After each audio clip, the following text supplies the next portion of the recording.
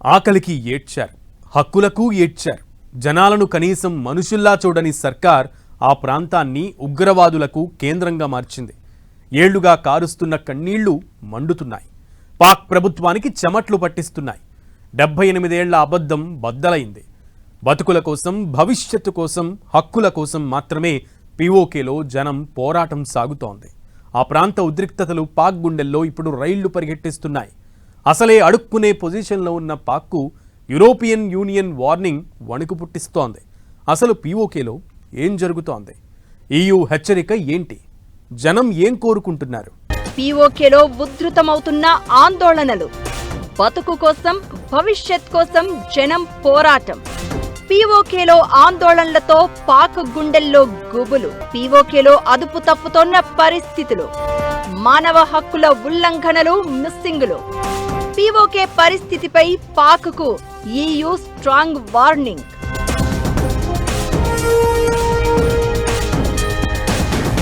పీఓకేకు ప్రధానమంత్రి అవుతానంటున్న నవాజ్.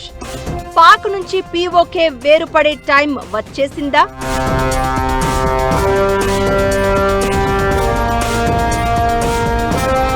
పాక్ ప్రభుత్వానికి వ్యతిరేకంగా జరుగుతున్న భారీ నిరసనలతో పీఓకే అట్టుడికిపోతోంది. అదుపు తప్పిన ద్రవ్యోల్బణం, విద్యుత్ ఛార్జీలు, ఉన్నత వర్గాల ప్రత్యేక హక్కులకు నిరసనగా Jammu Kashmir joint Awami action committee ఈ ఉద్యమానికి నాయకత్వం వహిస్తోంది. రోజు రోజుకు ఉద్యమం ఉధృతం కావడంతో పాక్ ఉక్కిరిబిక్కిరవుతోంది. సైన్యం సహాయంతో ఉద్యమాన్ని అణచివేయడానికి ప్రయత్నిస్తున్న పాక్ ఆందోళనకారులపై దారుణాలకు తెగిస్తోంది. పాక్ సైన్యం కాల్పుల్లో వందల మంది ప్రాణాలు కోల్పోయినట్లు తెలుస్తోంది. డిమాండ్ల పరిష్కారం కోరుతూ జూలై 21న తలపెట్టిన లాంగ్ మార్చ్ను జాయింట్ అవామీ యాక్షన్ కమిటీ వాయిదా వేసింది. దీనిపై పాక్ నిషేధం విధించడంతో మళ్లీ భారీ నిరసన ప్రదర్శనకు పిలుపునిచ్చింది. ముజఫరాబాద్కు ఈ వారంలోనే లాంగ్ మార్చ్ ప్రారంభమవుతుందని, అదే సమయంలో పీఓకే వ్యాప్తంగా ధర్నాలు కొనసాగుతాయని హెచ్చరించింది. ఎంత అణచివేయాలని ప్రయత్నించినా ఆందోళనలు రెట్టింపు స్థాయిలో ఉధృతమవుతున్నాయి. దీంతో పాక్ పాలకులకు చుక్కలు కనిపిస్తున్నాయి.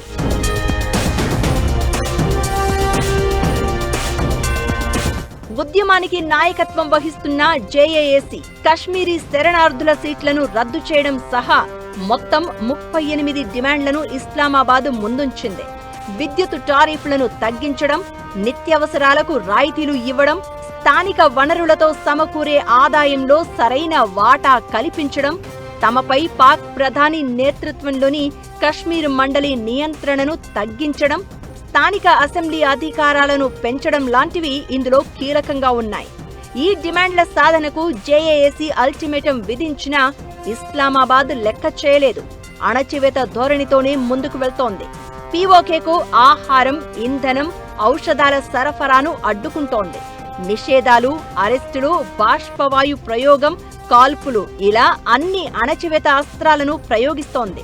అయినప్పటికీ తమ డిమాండ్ల విషయంలో పీఓకే జనాలు పట్టు వీడడం లేదు. ఆర్థికంగా, రాజకీయంగా కుదేలు చేస్తూ బలప్రయోగానికి పాల్పడుతున్న ఇస్లామాబాదుతో తెగదెంపులు చేసుకోవాలని పీఓకేలో ఎక్కువ మంది జనం కోరుకుంటున్నారు. పీఓకే అంటే ఒకప్పుడు ఉగ్రవాదులకు కేంద్రం.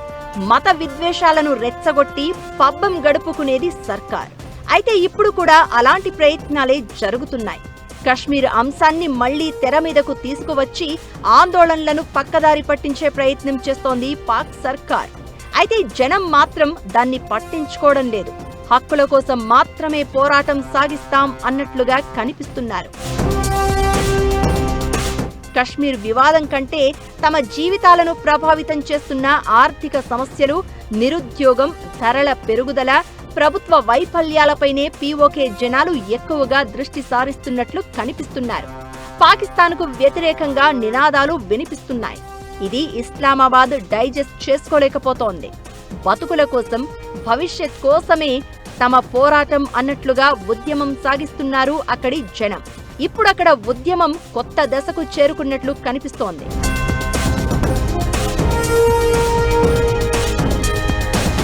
మొదట్లో అధిక విద్యుత్ బిల్లులు, పెరుగుతున్న ధరలు, గోధుమల కొరత, ప్రభుత్వ వైఫల్యంపై ప్రారంభమైన నిరసనలు ఇప్పుడు మెరుగైన పాలన, జవాబుదారీతనం కోసం సాగుతున్నాయి.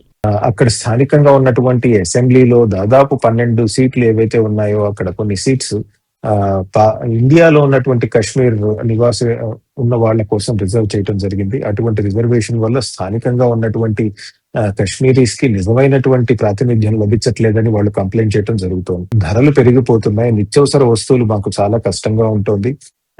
మమ్మల్ని ఉద్దేశపూర్వకంగానే కశ్మీరీ ప్రజల్ని, పాకిస్తాన్ ఆక్యుపైడ్ కశ్మీరీ ప్రజల్ని వివక్షకు గురి చేయడం జరుగుతోంది. మాకు ఉద్యోగాలు రావట్లేదు, అలానే మాకు ప్రాతినిధ్యం లభించట్లేదని వాళ్ళు చెప్తాను. అంటే ఒక పక్కన రాజకీయంగా ఉన్నటువంటి కొన్ని కారణాలు, మరో పక్కన ఆర్థికంగా ఉన్నటువంటి కొన్ని కారణాల వల్ల పాకిస్తాన్ కశ్మీర్ లో అలజడి నెలకొనుంది.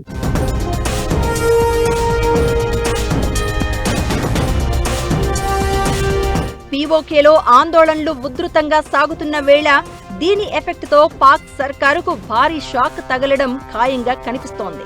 ఉద్యమాన్ని అణచివేసేందుకు పీఓకేతో పాటు బలూచిస్తాన్, ఖైబర్ పఖ్తుంఖ్వాల్లో పాక్ సర్కార్ చేస్తున్న దారుణాలు, అనుసరిస్తున్న చట్టాలతో మానవ హక్కుల ఉల్లంఘనలు, బలవంతపు అదృశ్యాలు పెరిగిపోతున్నాయి. ఈ పరిణామాలపై యూరోపియన్ యూనియన్ తీవ్ర ఆందోళన వ్యక్తం చేస్తోంది. పాకిస్తాన్కు కల్పిస్తున్న ప్రత్యేక వాణిజ్య రాయితీలను రద్దు చేస్తామని హెచ్చరికలు పంపింది. GSP+ పథకం ద్వారా దాదాపు 10 ఏళ్లుగా యూరప్ మార్కెట్లో సుంకాలు లేకుండా పాక్ వస్త్రాలు, ఇతర ఉత్పత్తులు ఎగుమతి చేస్తోంది. పాక్ ఎగుమతుల్లో దాదాపు 28% పైగా యూరప్కే వెళ్తూ ఉండగా అందులో ఎక్కువ భాగం టెక్స్టైల్, దుస్తుల పరిశ్రమ నుంచి. అయితే 2023 నుంచి 2025 వరకు పాక్ పనితీరుపై యూరోపియన్ కమిషన్ ఓ నివేదిక విడుదల చేసింది. కేవలం చట్టాలు చేయడంతో సరిపోదని, అమలు కూడా కనిపించాలని, లేదంటే 2027 నుంచి అమల్లోకి వచ్చే కొత్త నిబంధనల ప్రకారం GSP+ హోదా కొనసాగడం కష్టమవుతుందని హెచ్చరించింది. ఇదే జరిగితే అసలే అడుక్కు తినే పరిస్థితిలో ఉన్న పాక్కు మరో భారీ షాక్ తగలడం ఖాయం.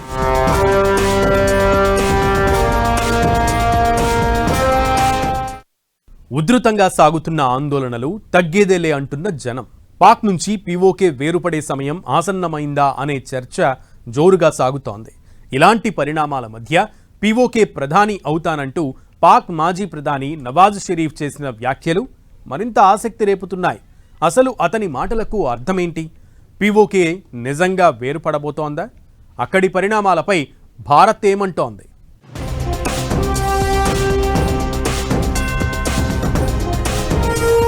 టెక్నికల్ గా చూస్తే పాక్ లో అసలు పీఓకే భాగమే కాదు.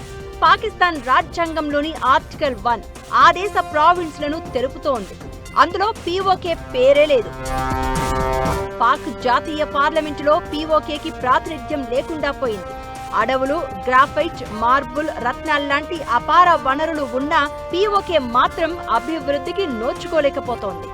మొదటి నుంచి ఇక్కడి వనరులను ఇస్లామాబాద్ దోచుకుంటూనే ఉంది.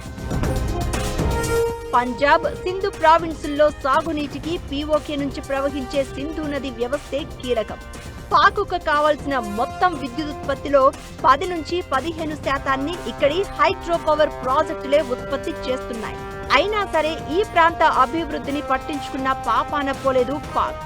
పీఓకే జనాల ప్రాణాలకు రక్షణ కూడా అంతంత మాత్రమే. పాక్ కేంద్ర బలగాలు ఇక్కడి జనాలపై ఉక్కుపాదం మోపుతూ ఉంటాయి. ప్రస్తుతం ఉద్యమాన్ని అణచివేసేందుకు దాదాపు 100 మందిని పైగా పొట్టన పెట్టుకున్న పాక్ సర్కార్ 600 మందికి పైగా అరెస్ట్ చేసింది. ఇలా స్వాధీనం చేసుకున్నప్పటి నుంచి పీఓకేను అస్సలే పట్టించుకోలేదు పాక్. ఈ 78 ఏళ్ల అణచివేతపై ఇప్పుడు ఆగ్రహం వెల్లువెత్తుతోంది. ఉద్యమం ఉధృతంగా సాగుతోంది.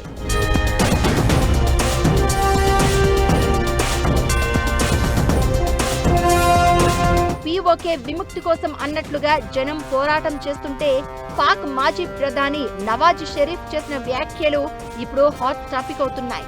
పాక్ నుంచి పీఓకే వేరుపడే రోజులు దగ్గరికి వచ్చాయా అనే చర్చకు దారి తీస్తున్నాయి. తనకు ఆజాద్ కశ్మీర్ అంటే చాలా ఇష్టమన్న ఆయన తమ పూర్వీకులు అక్కడి నుంచి వచ్చారని అంటున్నారు. తమ పార్టీ గెలిస్తే ప్రధాని షహబాజ్ షరీఫ్ ను కోరి మరీ తాను ఆజాద్ కశ్మీర్ ప్రధానమంత్రి పదవి చేపట్టేందుకు సిద్ధమంటూ ప్రకటించారు. పీఓకే ప్రాంత అభివృద్ధిని స్వయంగా దగ్గరుండి పర్యవేక్షించేందుకే ఈ నిర్ణయం తీసుకున్నట్లు నవాజ్ షరీఫ్ చెప్పారు. పంజాబ్ ప్రావిన్స్ తనకు ఎంత ముఖ్యమో పీఓకే కూడా అంతే ప్రాధాన్యత ఉందని చెప్పారు. నవాజ్ షరీఫ్ ఈ ప్రకటనలు చేయడం వెనుక పీఓకేలో ప్రస్తుతం నెలకొన్న తీవ్ర నిరసనలే కారణం.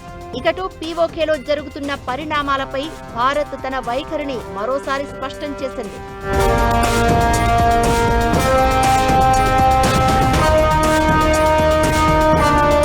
జమ్మూ కశ్మీర్, లద్దాఖ్ కేంద్రపాలిత ప్రాంతాలు మొత్తం భారత్లో విడదీయరాని అంతర్భాగాలని తేల్చి చెప్పింది. అక్కడ పాకిస్తాన్ అక్రమంగా బలవంతంగా భూభాగాలను ఆక్రమించిందని, ఆక్రమిత ప్రాంతాల్లో పాక్ నిర్వహించే ఎలాంటి ఎన్నికలను లేదా అక్కడి తాత్కాలిక అసెంబ్లీలను భారత్ గుర్తించదని స్పష్టం చేసింది.